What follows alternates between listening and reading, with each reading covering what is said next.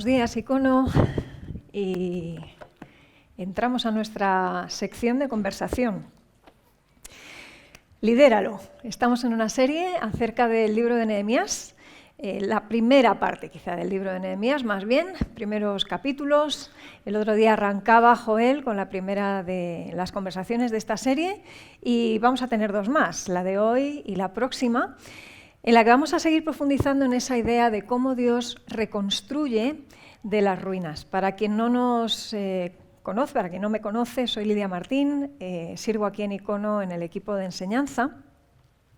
Y pensando un poco en estos días sobre la idea de construcción y reconstrucción, pensaba qué diferentes son, ¿no? Y qué diferentes son las emociones que nos producen lo uno y lo otro. Porque al final, cuando uno inicia algo de cero, de alguna manera, sí, tiene sus ciertas inquietudes, no sabe muy bien cómo va a ir, pero hay ilusión, ¿verdad? Hay como ganas, hay expectación, hay ánimo. Pero las reconstrucciones generalmente significa que ha habido destrucción antes, que ha habido ruina, que ha habido desgaste, que ha habido erosión. Uno piensa, por ejemplo, en el Dios creador y en el deleite que debió producirle el crear el universo, la tierra, el ser humano. Y piensa en la redención, que es lo que acabamos de recordar ahora, el sacrificio de Cristo por una humanidad rota, una humanidad caída. Y sin duda, Dios reconstruye, pero ¿a qué precio, verdad? Qué diferentes son a veces las reconstrucciones, qué emociones distintas nos producen también a los seres humanos. Pero ese es el Dios que tenemos. Es un Dios creador, por una parte, que hace el cielo, la tierra, pero que también nos mueve hacia un cielo nuevo, una tierra nueva, está reconstruyendo de nuestras ruinas, y nos invita a que en esa hoja de ruta le acompañemos en lo que Él quiere hacer. Y por eso el otro día Joel arrancaba recordándonos que Dios reconstruye, es experto en reconstrucción, pero que lo hace con nosotros. Y yo voy a seguir un poco en esa dirección. No vamos a inventar la rueda hoy, evidentemente, ni el mensaje es distinto, en realidad es la continuación de esto. Y me atrevería a reducir, entre comillas, lo que voy a contar de la siguiente manera, con un refrán muy nuestro que nos va a sonar y que es el que vais a ver en pantalla en nada. Y es aquel de a Dios rogando y con el mazo dando. Esto tiene dos acepciones. Como bien sabéis, a veces se utiliza esta frase para hablar de hipocresía, que no es a la que nos vamos a referir hoy. Esto de ya, tú muy cristiano, pero luego por detrás no veas, ¿no? Nos podría decir alguien.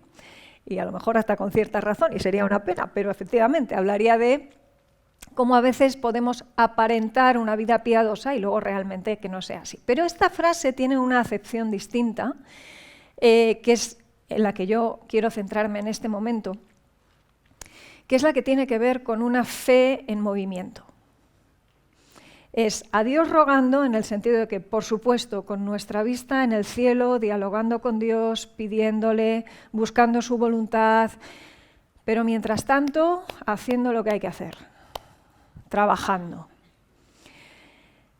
Y Nehemías es uno de esos clarísimos ejemplos de esto, ¿no? Tenemos otros muchos también.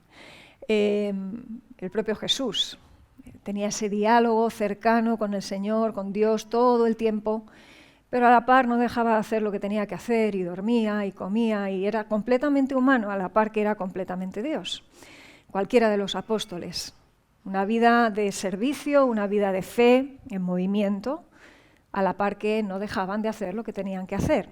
Y esto es un reto y un desafío para nosotros, y lo va a ser hoy específicamente en este rato de conversación, porque la escena con la que nos dejó Joel el otro día es una escena bastante penosa de ruinas, ¿no? Si recordáis, Nehemías había recibido de parte de algunos de los judíos que habían quedado en Jerusalén pues el desastre, la noticia desastrosa de cómo estaban viviendo. Estaban hechos polvo ellos, estaba hecha polvo la ciudad, estaba hecha polvo cada una de las puertas de la ciudad, consumidas por el fuego, con todo lo que aquello representaba para una ciudad en aquel tiempo. Y Claro, la cosa pintaba mal, porque al fin y al cabo, ¿qué tanto puede hacer un hombre por mucha carga que aquello le produzca o por mucha tristeza que esa situación le produzca ante una circunstancia como esa, podría preguntarse alguien? Pero la actitud de Nehemías, puesta en combinación con el Dios Todopoderoso, resulta que da lugar a esa historia magnífica en la que vamos a seguir además leyendo en un momento. Vamos a leer el capítulo 2 hoy, es en el que nos vamos a mover. Nehemías en aquel momento siente la tristeza de aquello. Había pasado mucho tiempo antes que en ese instante lo que había sucedido no era una noticia nueva, no había pasado antes de ayer. Pero algo se despierta en Nehemías en ese momento, y esa tristeza, de la cual no termina de poder librarse, no sé si quiso, pero desde luego aquella tristeza le acompañó, se convirtió en carga, y 4 meses después se produce lo que vamos a leer hoy. Así que a mí me gustaría arrancar, si me permitís, desde el último versículo del capítulo 1, donde lo dejamos el otro día, y voy a leer completo el capítulo 2. Así nos vamos a situar, vamos a alinear nuestra atención hacia ese momento en el que, como digo, aproximadamente 4 meses después, Nehemías ve un escenario distinto, continuación del anterior, que le abre nuevas puertas. Dice el último versículo del capítulo 1: «Te ruego, oh Señor, esté ahora atento tu oído a la oración de tu siervo y a la oración de tus siervos, quienes desean reverenciar tu nombre. Concede ahora buen éxito a tu siervo y dale gracia delante de aquel varón, porque yo servía al copero del rey». Y entramos en el capítulo 2 y dice: «Sucedió en el mes de Nisán, en el año 20 del rey Artajerjes, que estando ya el vino delante de él, tomé el vino y lo serví al rey. Y como yo no había estado antes triste en su presencia, me dijo el rey: ¿por qué está triste tu rostro? Pues no estás enfermo, no es esto sino quebranto de corazón. Entonces temí en gran manera. Y dije al rey: para siempre viva el rey. ¿Cómo no estará triste mi rostro cuando la ciudad, casa de los sepulcros de mis padres, está desierta y sus puertas consumidas por el fuego? Me dijo el rey: ¿qué cosa pides? Entonces oré al Dios de los cielos y dije al rey: si le place al rey y tu siervo ha hallado gracia delante de ti, envíame a Judá, a la ciudad de los sepulcros de mis padres, y la reedificaré. Entonces el rey me dijo, y la reina estaba sentada junto a él: ¿cuánto durará tu viaje y cuándo volverás? Y agradó al rey enviarme después que yo le señalé tiempo. Además dije al rey: si le place al rey, que se me den cartas para los gobernadores al otro lado del río, para que me franqueen el paso hasta que llegue a Judá. Y carta para Asaf, guarda del bosque del rey, para que me dé madera para enmaderar las puertas del palacio de la casa y para el muro de la ciudad y la casa en que yo estaré. Y me lo concedió el rey según la benéfica mano de mi Dios sobre mí. Vine luego a los gobernadores del otro lado del río y les di las cartas del rey, y el rey envió conmigo capitanes del ejército y gente de a caballo. Pero oyéndolo Sanbalat horonita y Tobías el siervo amonita, les disgustó en extremo que viniese alguno para procurar el bien de los hijos de Israel. Llegué pues a Jerusalén, y después de estar allí 3 días, me levanté de noche, yo y unos pocos varones conmigo, y no declaré a hombre alguno lo que Dios había puesto en mi corazón que hiciese en Jerusalén, ni había cabalgadura conmigo, excepto la única en que yo cabalgaba. Y salí de noche por la puerta del valle hacia la fuente del dragón y a la puerta del muladar, y observé los muros de Jerusalén que estaban derribados, y sus puertas que estaban consumidas por el fuego. Pasé luego a la puerta de la fuente y al estanque del rey, pero no había lugar por donde pasase la cabalgadura en que iba. Y subí de noche por el torrente y observé el muro, y di la vuelta y entré por la puerta del valle y me volví. Y no sabían los oficiales a dónde yo había ido ni qué había hecho, ni hasta entonces lo había declarado yo a los judíos y sacerdotes, ni a los nobles ni oficiales, ni a los demás que hacían la obra. Les dije pues: vosotros veis el mal en que estamos, que Jerusalén está desierta y sus puertas consumidas por el fuego. Venid y edifiquemos el muro de Jerusalén y no estemos más en oprobio. Entonces les declaré cómo la mano de mi Dios había sido buena sobre mí y asimismo las palabras que el rey me había dicho. Y dijeron, levantémonos y edifiquemos. Así esforzaron sus manos para el bien. Pero cuando lo oyeron Sanbalat horonita, Tobías el siervo amonita y Gesem el árabe, hicieron escarnio de nosotros y nos despreciaron, diciendo, ¿qué es esto que hacéis vosotros? ¿Os rebeláis contra el rey? Y en respuesta les dije, el Dios de los cielos, Él nos prosperará, y nosotros sus siervos nos levantaremos y edificaremos, porque vosotros no tenéis parte, ni derecho, ni memoria en Jerusalén. Hasta ahí leemos. Potente, ¿no? Poquitos versículos, pero qué buen contador de historias, Nehemías, ¿no os parece? Yo estaba pensando estos días, si esto fuera una serie de televisión de esas que vemos a veces en Netflix, me imagino el primer capítulo, pues eso, Nehemías recibiendo un mensajero de otro lugar que él ni siquiera posiblemente ha conocido y bueno, y le cuenta lo mal que lo están pasando allí. Y entonces vemos al protagonista ponerse triste y dándole vueltas y ora, y vemos en ese primer capítulo la oración. Y uno dice, qué poco chiste tiene la serie esta, ¿no? Pues sí, está bien, están pasando cosas, pero al final de ese primer capítulo, el protagonista dice, es que yo era copero del rey. Y entonces uno dice, espera, entonces, ojo, aquí hay posibilidades, ¿no? Pequeño detalle que Nehemías cuenta en ese momento. Ojo, que no es que lo anterior no sea importante, lo anterior es súper relevante. Está orando al Dios de los cielos, el Dios de los cielos puede hacer así y traer el milagro, podría reconstruir la ciudad, las murallas, así también. Pero uno mientras escucha al protagonista orar diría, ¿pero cómo va a pasar esto? Ahí esa parte escéptica de nosotros, ¿no? ¿Esto cómo va a pasar? Pero resulta que de repente uno escucha lo del copero del rey y dice, ahí hay una puerta abierta, ¿la aprovechará o no la aprovechará? Y entonces el segundo capítulo de la serie empieza 4 meses después, en un momento en el que Nehemías está con el rey.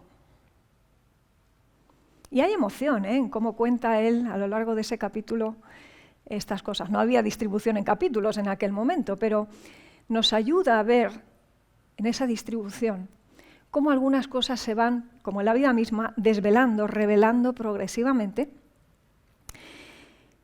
Y una de las cosas que descubre uno en ese capítulo 2 es que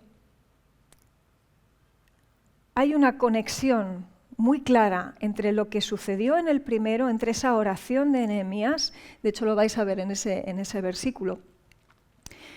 Esa oración de Nehemías está allí en el cielo, pero hay esa conexión con la tierra, en ese elemento de ser el copero del rey, de que en algún momento quizás se dé esa conversación estratégica con el rey. Ahí hay una conexión entre ambos mundos. Y eso es justamente de lo que quiero hablar hoy. Porque si Dios reconstruye con nosotros, también reconstruye con lo que Él nos ha dado a nosotros. Ahora lo explicaré de una manera un poco metafórica y lo contaré en 4 pasos incluso. Vamos a estar hablando, de hecho lo vais a ver ahora en la siguiente pantalla. 4 pasos, 4 elementos, mejor dicho, más que 4 pasos. No sé si lo podemos ver, Dani. 4 ingredientes que van a componer un buen guiso, siempre que lo cocinemos bien, claro. Pero quisiera aprovechar lo que vamos a estar viendo hoy precisamente para evitar el mal guiso que hacemos muchas veces los cristianos cuando sobreespiritualizamos las cosas y decimos, no solo Dios, no solo la oración, no solo la palabra, no solo. Y sí, a ver, entendemos, hace pocos días hemos estado recordando, solo Cristo, solo gracia, solo por fe, solo escritura, ¿verdad? Pero es que la manera de Dios nos incluye. ¿Se entiende esto? Que es que nos pensamos a veces que somos más espirituales cuando decimos no, nosotros nada, Él todo. Y es que Dios ha tenido a bien, en su estilo, incluirnos a nosotros con lo que Él nos da en ese pack. Así que cuando hacemos un buen guiso, haciendo las cosas a la manera de Dios, entonces la cosa va fenómena, porque esos 4 ingredientes de los que hablaremos van a estar incorporados en el guiso, pero como pasa en un buen plato bien cocinado, uno dice, ay sí, tiene sal, tiene agua, tiene esta especie, tiene tal, tiene cual, pero está tan bien engranado que no sabríamos decir qué tanto hay de cada, ni qué se puso primero, a lo mejor, ni qué se puso lo último. Eso sí, si falta alguno de los ingredientes o alguno de ellos está puesto en exceso, se nota, ¿verdad? Pero si aquello está bien engranado, es un buen guiso, funciona bien. Si está mal engranado, es un mal guiso y la cosa no es igual. Los buenos guisos, por cierto, y si no, tendríamos que preguntar a lo mejor a nuestras abuelas y nos lo recordarían, se hacen a fuego lento, no se hacen a fuego rápido. Y el guiso que se estaba cociendo en la mente de Nehemías, que era Dios a través de Nehemías, con lo que Nehemías tenía, quien lo estaba cociendo realmente, era un guiso a fuego lento. Así que luego vamos a estar hablando de estas 4 cosas y vamos a ver cómo se combinan. Pero lo primero que quiero que nos preguntemos es, y aquí viene la metáfora que creo que nos va a ayudar, me habéis escuchado mencionarla en otras ocasiones, pero hoy me voy a detener más en ello, es la siguiente pregunta: ¿cómo reconstruye Dios? Y lo que os voy a proponer como una manera sencilla de explicarlo y de entenderlo, como toda metáfora no es perfecta, pero creo que nos va a ayudar, es con otra pregunta, y es esta. Lo que Dios hace es una pirueta, es decir, triple salto mortal, caída en picado y así. O a lo mejor esto es un baile lento con nosotros, paso a paso. Que a ver, lo otro es muy espectacular. Dios podría haber hecho así y reconstruir la muralla, como podría hacer así y reconstruir nuestras vidas en cualquiera de los ámbitos en que estemos en ruinas. Y a veces hace cosas de ese estilo. Pero la gran mayoría de ocasiones, esto es un fuego lento, esto es un baile lento. Y o entendemos eso, o vamos a caer en sobreespiritualizaciones que son de verdad un mal guiso. Esta semana, para mí, en un momento, justo a mitad de semana, tenía un evento, tenía que asistir a dar una conferencia a un equipo misionero. Estábamos hablando del estrés en el campo misionero. Y tuve una conversación con alguien allí, alguien a quien respeto y alguien pues, que tiene una solidez en el Evangelio, lleva un equipo misionero. Pero teniendo esta conversación, era ese día que lo conocía, no lo conocía de antes, en esa conversación debo reconocer que me fui triste. Y me ayudó a ratificarme en, vale, lo que ya pensaba que tenía que hablar en la conversación en Icono el domingo, está claro que lo tengo que hablar. Doble ración de esto, porque os cuento un poco por qué. En esa conversación, que habíamos estado hablando de varias cosas, bueno, los que ya me conocéis sabéis que soy psicóloga de profesión y me gusta, cuando hablo con creyentes, explicar lo que la psicología seria dice, pero desde una perspectiva bíblica, porque muchas de las cosas tienen esa conexión con el texto bíblico, y el texto bíblico nos cuenta cómo son las cosas. Y yo di unos cuantos pasos sobre cómo enfrentarnos al estrés de la vida, cómo dosificarnos, cómo priorizar algunos asuntos. Yo notaba que las preguntas que este hombre me hacía en la sesión eran las típicas que ya apuntaban a una sobreespiritualización, ¿no? Es como, esto está muy bien, pero ¿dónde está la oración en todo esto? Está en todo, en el primero, en el segundo, en el tercero y en el cuarto punto. ¿Y la palabra dónde está en todo esto? Acabo de argumentar, en el primero, en el segundo, en el tercer y en el cuarto punto. Y al final de la conversación, este fue el resumen, por eso digo que me fui triste. La conclusión era, todo esto está muy bien, pero ¿sabes cuándo podrás saber que el Espíritu Santo realmente está obrando a través de ti? Cuando tú puedas tener una conversación muy breve con un paciente y esa persona se vaya curada a su casa. Y yo pensaba, wow, hay que hablar de esto el domingo. Porque esto no es una cosa que piensa alguien que acaba de convertirse, alguien que no sabe de las Escrituras. No. Esto lo puede decir alguien que sabe mucho de las Escrituras, que lleva su vida adelante siendo misionero, persona dedicada a pleno tiempo, a veces pastor de iglesia, y ojo, no vengo a ser yo más lista que nadie, pero el Señor me zarandea en esto a mí también para recordarme que Él tiene su manera de construir y que cuando oro, y oro porque se mueva una montaña, como hablábamos hace no tantas semanas, a veces la oración no refleja lo que conocemos o lo que la palabra nos dice y esperamos esa montaña movida así. Y a veces el Señor hace las cosas a su tiempo, a su manera, trabajando con nosotros por el camino. Y eso es brutalmente increíble. Muchísimo más, si me apuráis, que el milagro, la pirueta o el triple salto mortal del que hablábamos. El muro de Jerusalén no se construyó así. Hubo todo un proceso. Así que vámonos a ese plan, a ese guiso con 4 ingredientes que vais a ver que no es número 1, número 2, número 3, número 4, en el sentido de que podemos pasar están puestos los números, pero no tanto por la idea de hay que hacerlo en este orden, sino que son 4 cosas que no deberían faltar. Y vais a ver además que cada una de ellas tiene una dimensión vertical y una horizontal. Es lo que diferencia nuestros planes de los planes que cualquier persona en el mundo pueda tener, y es que nosotros vamos a tener presente a Dios en todo ello. En los tiempos, en las estrategias, también lo vamos a hacer en el temor y en la acción, por supuesto. Así que si volviéramos al miércoles, donde alguien me preguntaba ¿y dónde está la oración en todo esto? ¿O dónde está Dios en todo esto? En todo. ¿Vale? Entonces, yo pensé, obvia decirlo, pero está claro que no obvia decirlo, lo voy a decir, porque luego da lugar a dudas. La oración está en todo esto, la palabra está en todo esto, Dios está en todo esto. Vamos a mirar al cielo, sin duda, como en el capítulo 1, Nehemías. Pero los pies en la tierra, era copero del rey, ¿tú dónde estás? Lidéralo, cógelo por los cuernos, toma de lo que tienes y con eso cocina. Y vamos a ver cómo lo hacemos. Cuando hablamos de tiempos, hablamos de 2 conceptos. Normalmente lo hemos mencionado como el cronos y el kairos, ¿vale? El cronos tiene que ver con los años, las épocas, los días, las horas, los segundos. Hemos dicho, pues, aproximadamente año 142, desde que se produjo el desastre en Jerusalén, Nehemías siendo copero del rey Artajerjes en particular, en Persia, en la ciudad de Susa, que era capital del reino. Ese es el momento, digamos, cronos. Pero Nehemías está esperando el momento, ¿no?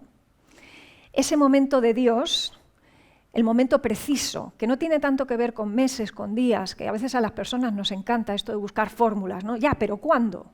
No lo sé. Ya, pero ¿cuándo? Que no lo sé. ¿Y cómo se sabe? No lo sé. Porque a veces no se sabe. Nos encantan las fórmulas, pero las fórmulas no funcionan. Y entonces, lo que vemos en el capítulo 2 nos despliega de alguna manera cómo se produce ese asunto del kairos.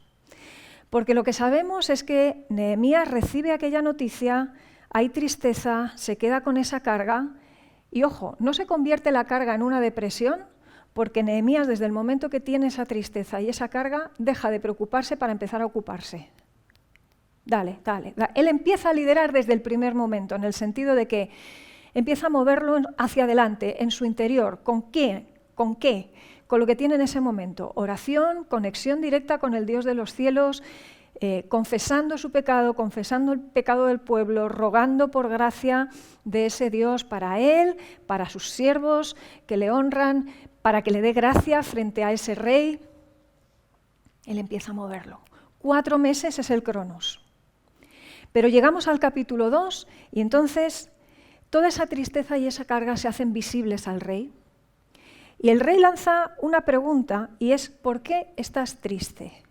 Y entonces a Nehemías le empiezan a temblar las piernas.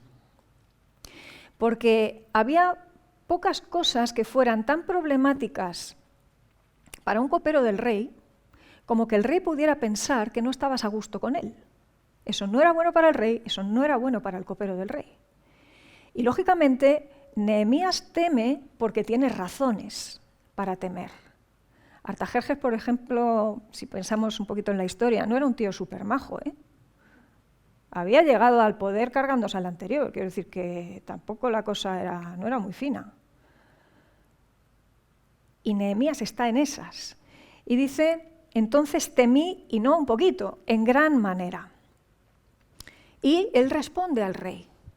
Y le responde de una manera que para muchos, luego lo veremos, podría ser, en fin, poco cristiana, ¿no? Porque esto de para siempre viva el rey, a un rey pagano que está teniendo en esclavitud a Israel, sería como, bueno, Nehemías es que se vendía fácil, ¿no? Pero bueno, luego lo vemos. La cuestión es que él responde y sigue una pregunta más del rey, dice, ¿qué cosa pides? Y ahí Nehemías no solamente ora, que es lo que dice que sucede ahí, entonces temí, entonces oré, qué buena manera de explicarlo, ¿verdad? Sino que estoy convencida, en ese momento Nehemías, cuando recibe esa segunda pregunta, dice, este es el momento. Ahora viene donde lo matan, diríamos, ¿no? En una película de vaqueros. Este es el momento. Ahí está el Kairos. ¿Cómo lo sabía Nehemías? ¿Había una fórmula matemática? No la había. Pero había una sensibilidad en Nehemías, una conexión constante con el Dios de los cielos, de manera que cada vez que él veía una situación, estaba cargado, temía, efectivamente con lo que tenía en la mano, en ese momento, vamos, no sé cuánto duró la oración de Nehemías, pero digo yo que no dejaría mucho tiempo esperando al rey entre la primera y la segunda pregunta. Entonces oré, fue como así, Señor, tú lo sabes todo, tiro para adelante y respondo. Ese era el Kairos. En ese momento Nehemías ve que es el momento de presentarlo. Y me gusta mucho ver cómo Nehemías se ha tirado 4 meses, nada menos. No dándole vueltas de una manera preocupadora, angustiosa, no, hay una carga saludable en lo que le está pasando a Nehemías. Él no deja el asunto de lado. Pero lo que hace es que aprovecha el Cronos, que es un regalo de Dios, por cierto, no es antidios el Cronos, es un regalo, es donde nos movemos en este universo, espacio y tiempo, y Dios lo usa. Nehemías usa ese Cronos anticipando que cuando llegue el Kairos habrá hecho lo que tenía que hacer. Lidera durante ese tiempo el tren de su pensamiento, su conexión con Dios, se está preparando para el momento. Y llega el momento. Sin prisa, pero sin pausa. Y ese es el buen guiso, pero ¿cuál sería el mal guiso? Cosas que seguramente tú has escuchado igual que yo. Por ejemplo, lo que vas a ver en la siguiente frase. Y pongo ahí un montón de interrogantes porque es mi manera de decir, ¿de verdad? ¿Really? Como tengo fe, lo voy a demostrar actuando ya. Somos unos campeones de los guisos. No. Los guisos a fuego lento son para los tontos. Aquí la eficiencia es lo que vale. Yo soy un tío o una tía de fe y yo me lanzo de cabeza. El agua ya la pondrá el Señor después en la piscina. Yo me tiro. Por fe. Así nos va. Que muchas veces, perdonadme, las ruinas que tenemos a veces son por los malos guisos previos. No tenemos más fe porque ignoremos el Cronos, ni porque demos por hecho que el Kairos es ya. Es que Dios no actúa por triple salto mortal, pirueta, que no, que lo hará en momentos. Y si es el momento de Dios, y al hacerlo por una pirueta, perdonad, lo vamos a tener súper claro. No nos va a dejar lugar a dudas. Porque vamos a decir, madre mía, no habrá otra explicación posible más que haya sido Dios interviniendo. Pero sustituir un buen guiso por un mal guiso ya no es solamente condenarnos a seguir en ruinas, es no reconstruir nada. Y no tiene nada que ver con lo que vemos aquí. Así que cuando un creyente, un cristiano, decide no ir a lo burro, perdonadme la expresión, no es que no es valiente, no es que no es creyente, no es que no tiene fe, no es que duda, no es bloqueo. Se llama estrategia. Y esa es la segunda parte del guiso. ¿Por qué? Porque el Dios que tenemos, que baila con nosotros y que nos ha dado el tiempo, también utiliza el tiempo a su manera y nos muestra el kairos en su momento, en sus formas. Y nos invita, nos manda que seamos estratégicos. Lo vamos a ver en un momento.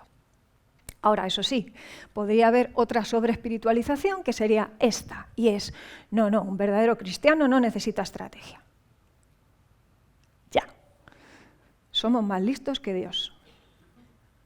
Porque Jesús mismo, dialogando con quienes le escuchaban, decía lo siguiente, escucha a Jesús.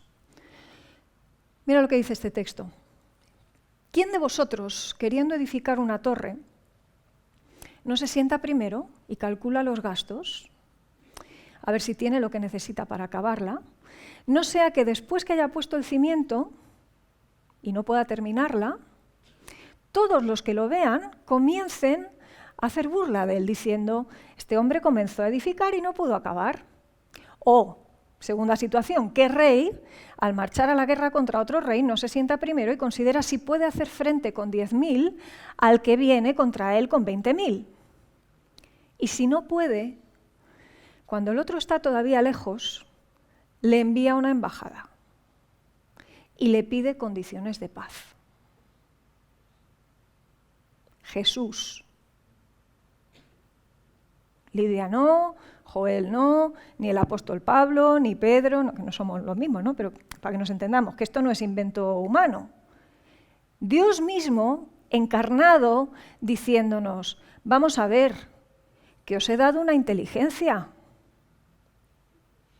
A ver si la usamos. Parafraseando, ¿vale? No hay falta de respeto en lo que estoy diciendo. El propio capítulo 8 de Nehemías, versículo 8, acordaos, 8:8, súper fácil de recordar, ¿vale?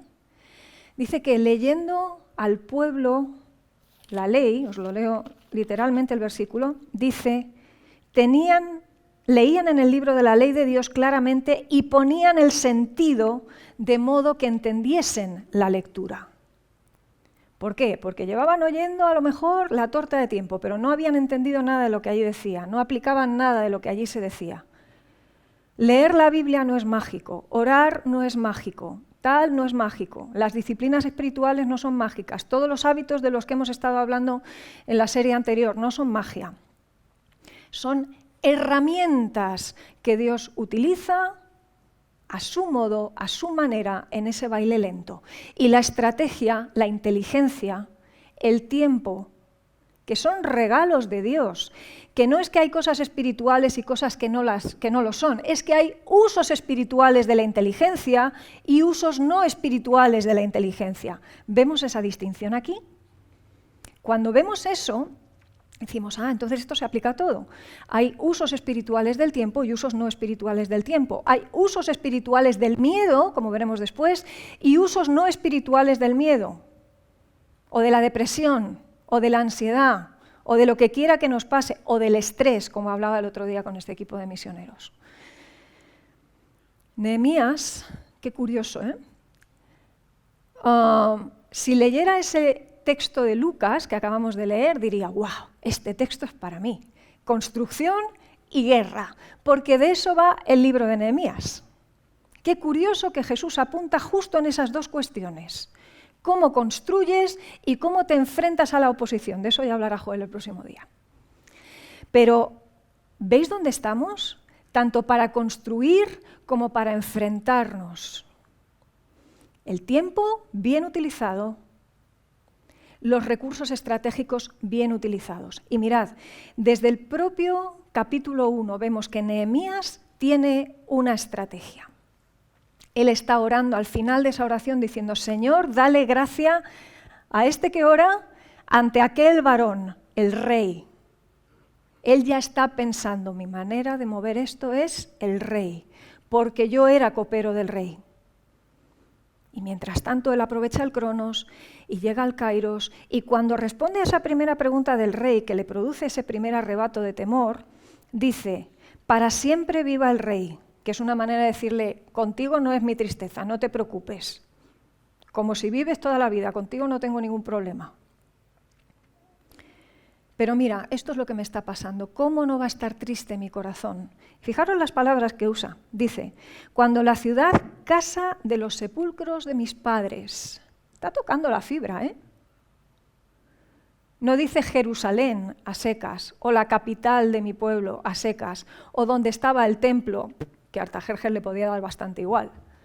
Él dice, donde están los sepulcros de mis padres.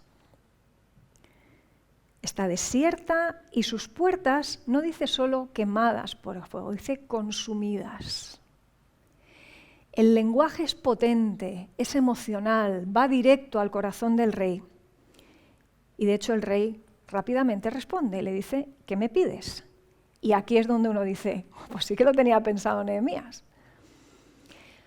Porque le dice claramente, oye, pues mira, te pediría esto y esto y esto y esto y esto. Si place al rey, si he hallado gracia delante de ti, y uno diría, ¿cuánto rodeo? No, se llama diplomacia, mano izquierda, que nos haría mucho bien en nuestros guisos. Eso es mentir, no, se llama autodominio, autocontrol, no decir las cosas a bocajarro. Yo es que soy muy auténtico. Bueno, ¿veis por dónde voy? Estrategia. Y entonces, es más, el rey le pide un plan de negocio para que nos entendamos. ¿Cuáles son los tiempos? ¿Esto cuánto va a durar? ¿Cuánto tiempo vas a estar fuera? Y él se lo responde. No le dice, uy, pues no lo he pensado, te lo cuento dentro de 3 meses. No, lo tiene pensado, lo tiene previsto. ¿Para qué? Porque él sabe que cuando llegue el Kairos a lo mejor solamente va a tener una oportunidad. Por eso ha dedicado el Cronos a prepararse. Y entonces pide cartas para los gobernadores y pide cartas para el que lleva ese bosque de madera y le pide madera del bosque de madera del rey para construir. Es atrevido, ¿eh? ¿Veis que la estrategia entonces está ahí en ese baile?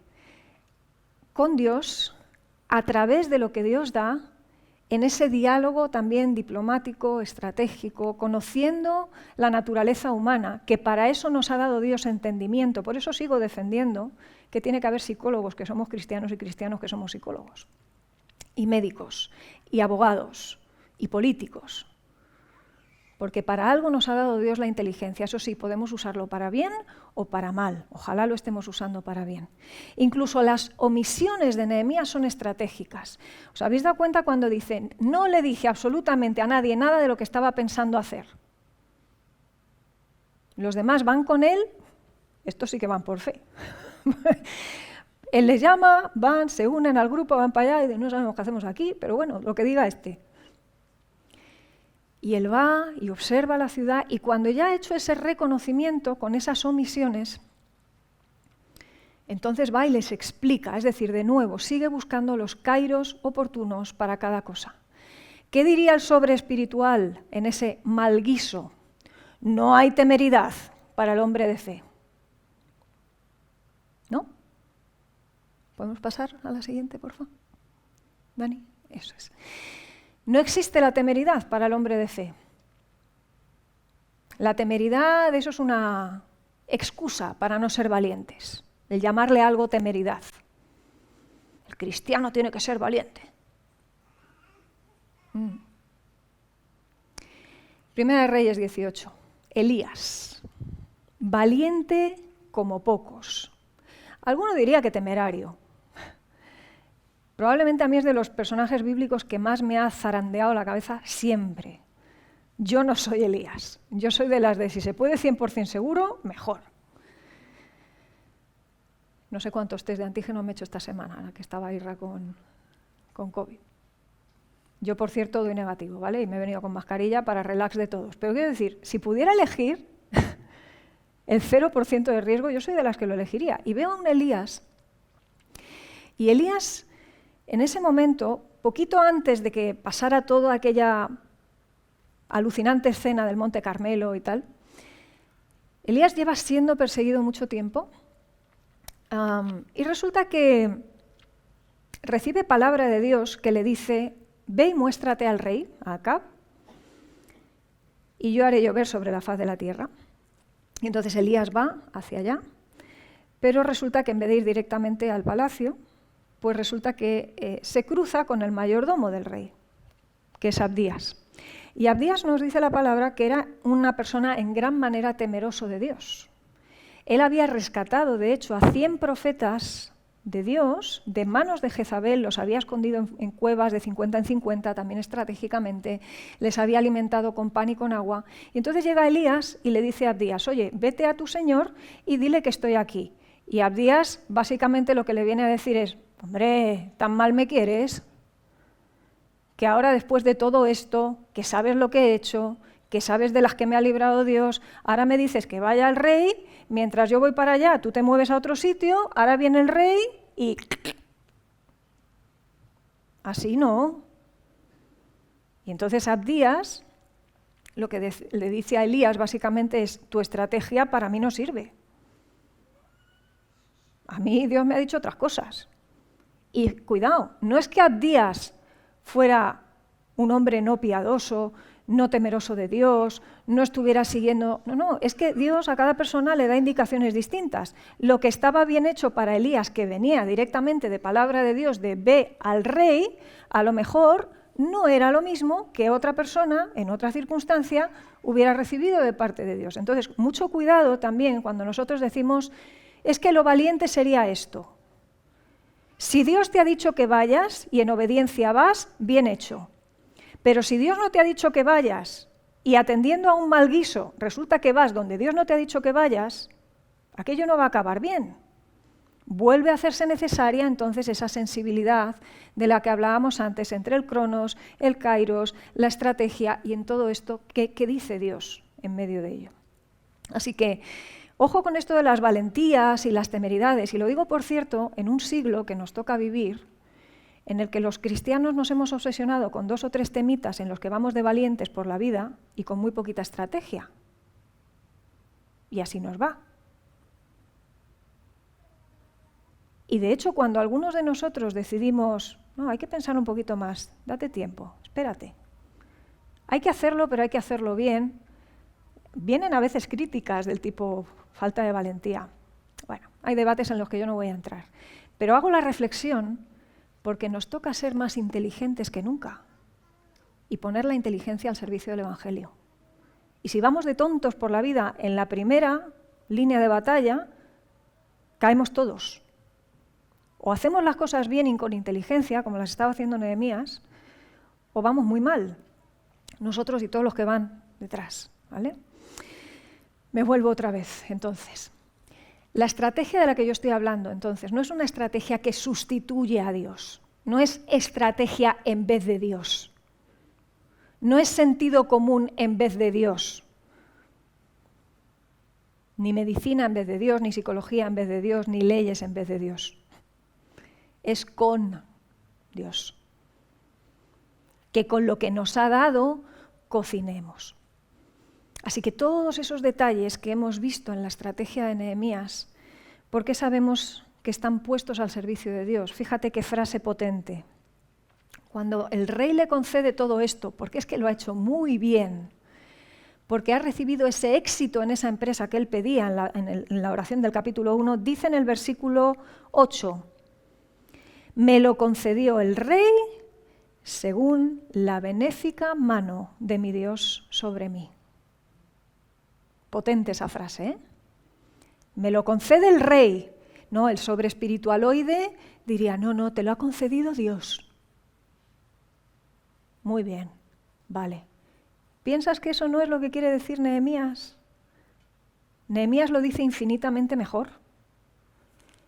Porque para ser claros, me lo ha concedido el rey por la benéfica mano de Dios. O dicho de otra manera, me lo ha concedido Dios a través de las manos del rey. Y son las dos caras de la misma moneda. Y si le quitamos a una moneda, una cara ya no es una moneda, es una cara solo. Dios actúa con nosotros a través de lo que nos da. A veces es el rey, a veces es la inteligencia, a veces es lo que quiera que sea. Vamos a seguir un poquito más. Seguimos un poquito más adelante, porfa. Vámonos al tema del miedo. Una antes, eso es.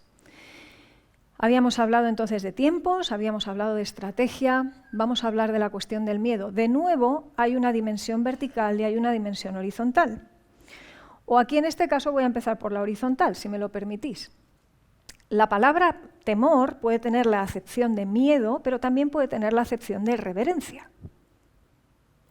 Y las dos, en el cristiano, combinan perfectamente. En el creyente que era Nehemías, ambas cosas estaban funcionando a la par.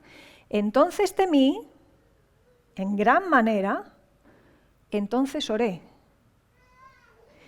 Hay un temor real a las consecuencias de las situaciones y pobres de nosotros, además, que no tengamos miedo, porque entonces sí que somos unos temerarios. El pecado no está en tener miedo. El pecado está en dejarse gobernar por el miedo cuando sabemos que hay quien gobierna el miedo. ¿Me explico? El miedo es un regalo que Dios nos da desde pequeñitos incluso, para que no nos subamos a los sitios altos, para que no nos vayamos con extraños cuando somos bebés. Es algo que forma parte del abanico de emociones. Algo que, por cierto, Jesús experimentó en su momento, que no es que sudaba gotas de sangre porque hacía calor, había miedo. Pero ¿dónde estaba la clave de todo aquello? En que en ese miedo a las cosas reales que nos pueden dañar y que pueden ser consecuencias nefastas, se suma el temor reverencial de recordar que ese miedo lo traemos delante de Dios y Dios hace cosas con ese miedo. El miedo que Nehemías tenía ante el rey quizá, posiblemente, le hizo ser especialmente estratégico. Posiblemente, de hecho, fue lo que le hizo orar en el capítulo 1 de la manera que oró. Muy intencionalmente pidiendo éxito, pidiendo gracia, pidiendo protección, en definitiva. Leamos entre líneas. Eso es lo que estaba sucediendo ahí. Y por tanto, Nehemías, cuando luego se tiene que presentar ante sus compañeros, los que tienen que reconstruir con él, puede presentarse desde un liderazgo honesto. Lidera tu situación con Dios, por supuesto, Dios te lidera a ti, pero lidera de manera honesta. Lideremos de manera honesta. Porque Nehemías no se presenta ante esos oficiales, capitanes, gente que le acompañaba, como si fuera un superhéroe. Fijaros qué discurso tiene con él, cada uno de ellos. Entonces les declaré cómo la mano de mi Dios había sido buena sobre mí y asimismo las palabras que el rey me había dicho. Dijeron ellos, entonces levantémonos y edifiquemos, y así esforzaron sus manos para el bien. Nehemías les cuenta en el momento oportuno lo que ha estado pasando allí, lo que ha estado barruntando en su cabeza, les cuenta todo el proceso y se hace vulnerable, en definitiva. Se hace vulnerable, pero ahí también les explica, mira, esto es lo que Dios ha hecho. Cuando yo tenía esta tristeza, esta carga, cuando estuve pensando en esto, cuando lo presenté delante del rey, cuando he tenido miedo y sigo teniéndolo, y acabo de explorar la ciudad y esto está hecho un desastre, pero mirad, esto es lo que os puedo explicar. Hasta aquí nos ha ayudado Dios. Y entonces ellos no lanzan una fe ciega en Nehemías, ni siquiera una fe ciega en Dios. Gracias a que Dios actúa en ese baile lento, en ese proceso, también hay esa invitación que ellos pueden aceptar de una manera razonada y razonable para ponerse a construir en esas ruinas. Así que, como decía, es ese miedo que Nehemías ha sentido que le ha llevado también a actuar de una manera muy concreta, reverencial. El temor de Dios como principio de la sabiduría, como principio de la inteligencia, poniéndolo al servicio de Dios para guiar la acción que viene a continuación. Así que otra forma de sobreespiritualidad, en ese caso, hubiera sido decir, pues el verdadero cristiano no tiene miedo, no temas. Entonces, ¿para qué sirve decir esfuérzate y sé valiente? Uno es valiente si percibe el miedo, si no, ¿qué valentía es esa? ¿Lo vemos? Pero nos quedamos con versículos partidos por la mitad, desconectándolos del contexto para darle lugar a nuestro pretexto, al punto que queremos destacar. ¿Qué espirituales somos? Pues el miedo es un regalito que nos hace Dios de vez en cuando, precisamente para que ganemos en dependencia de Él y le busquemos de una manera especial, cercana. Vámonos al último punto, a la acción. En psicología, cuando hay ansiedad, cualquier técnica de referencia incluye un elemento al que se llama exposición o enfrentar, para que nos entendamos. Es lo que vais a ver ahora a continuación en pantalla. Enfrentarnos a las cosas, no postergarlas indefinidamente, procrastinar y estar dándole vueltas a la bola y dale, y dale, y dale, como si fuéramos a resolver algo aquí. Yo estoy convencida de que Nehemías se haría sus anotaciones. Nehemías era un tío que escribía, como podemos comprobar a día de hoy. En el momento que nosotros dejamos de trabajarlo todo aquí y empezamos a moverlo con las manos y a estructurar y a pensar en tiempos y formas y maneras y tal, ahí ya estamos en el punto de acción. Estamos enfrentándonos a la situación con lo que tenemos en la mano, pero a la par Dios nos dice: pero estad quietos y ved que yo soy Dios. Y ahí hay de nuevo un baile bastante interesante, ¿no? Porque está lo que nosotros hacemos, pero sin duda está lo que queremos que Dios haga. Ya se lo hemos dicho, pues deja que Él actúe. Claro que podemos hacer como aquella viuda pesada, ¿no? Que iba una y otra vez, una y otra vez, una y otra vez. El Señor nos dice: bien, puedes venir, ven a mí todas las veces que quieras. Los recursos de gracia no se terminan nunca. Puedes seguir haciéndolo, pero eso sí, descansa en un sentido en que yo soy Dios. Así que está esa doble cuestión, ¿no? Está la acción de me enfrento a la situación, y Nehemías estaba siendo muy operativo, era la manera que tenía de liderarlo, pero a la par, en su liderazgo hay un claro reposo en que es Dios también el que está haciendo una serie de cosas que quizá en ese momento no vemos, pero estamos confiados en que Él está moviendo hacia adelante. No es fácil ni cómodo lo que hace Nehemías. Desde luego no es el tipo de liderazgo más común, no es a lo que estamos acostumbrados, pero sin embargo es el que mejor funciona, es nuestro lugar seguro, como vamos a ver en un momento. Sin embargo, cuando nosotros hacemos el mal guiso, cuando nosotros sobreespiritualizamos, decimos cosas muy curiosas. Esto seguro que lo habéis oído. Lo vais a ver. Si hay oposición, es que no es del Señor. Esto lo habéis escuchado.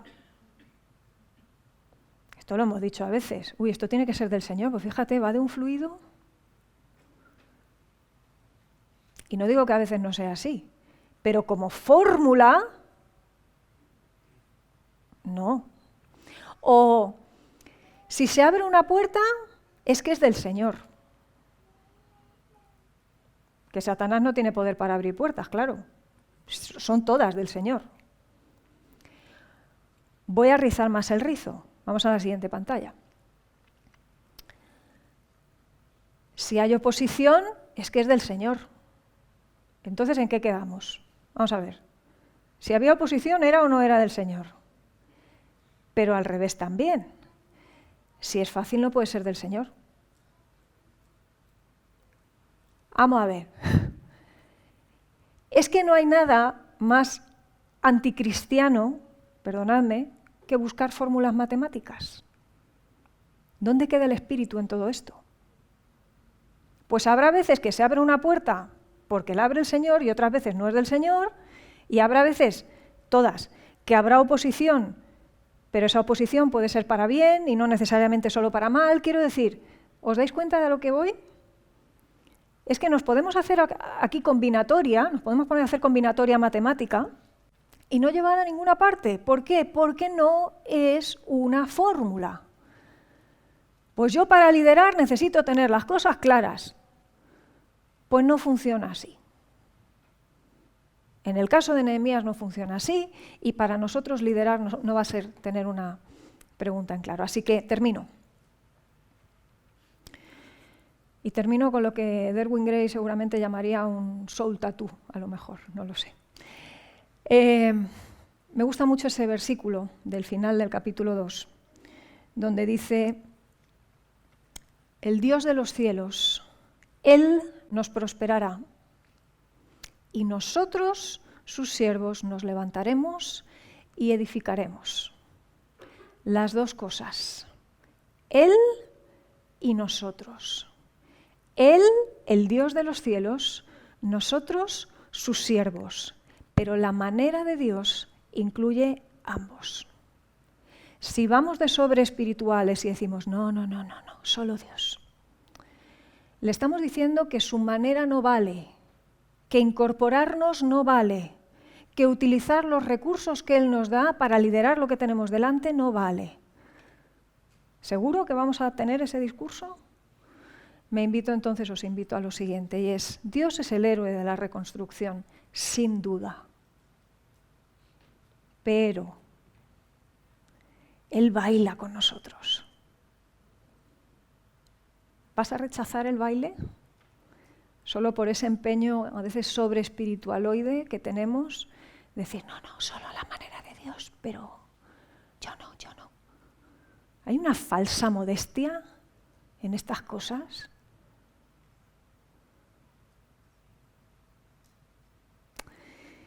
Tenemos mucho que aprender, ¿no?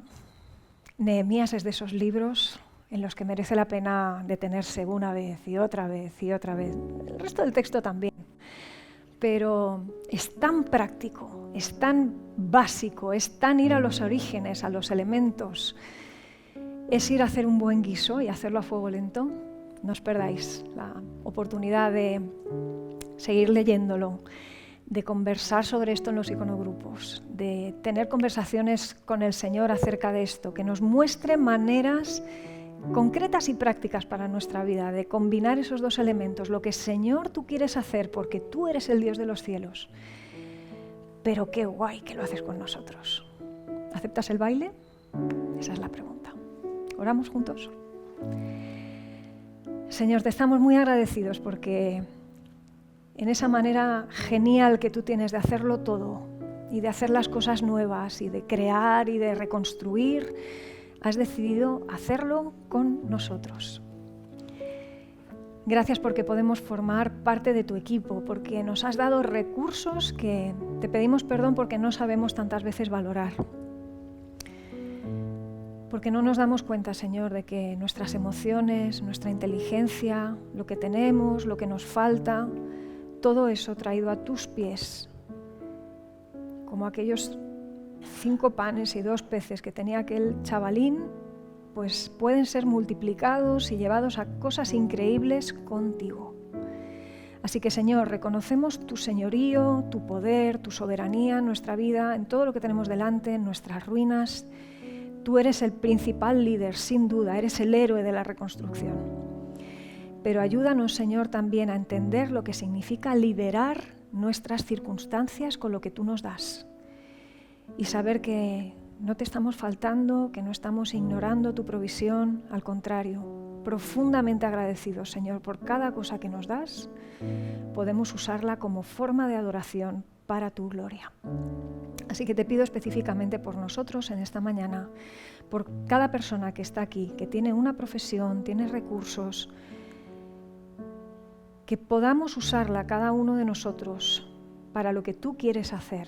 Ojos puestos en el cielo donde tú estás, Señor, pero también con los pies bien asentados en la tierra, reconociendo que en este lado del sol todavía, sujetos a tiempo y lugar, tú quieres hacer cosas en ese baile lento con nosotros. Ayúdanos a valorarlo, a saber escuchar tu voz, dejarnos guiar, Señor, por tus movimientos y en todo eso bendecirte, Señor, y reconocer que a través de nuestra humanidad tú también te haces más grande. Ayúdanos, Señor. Te damos las gracias y te glorificamos juntos en esta mañana.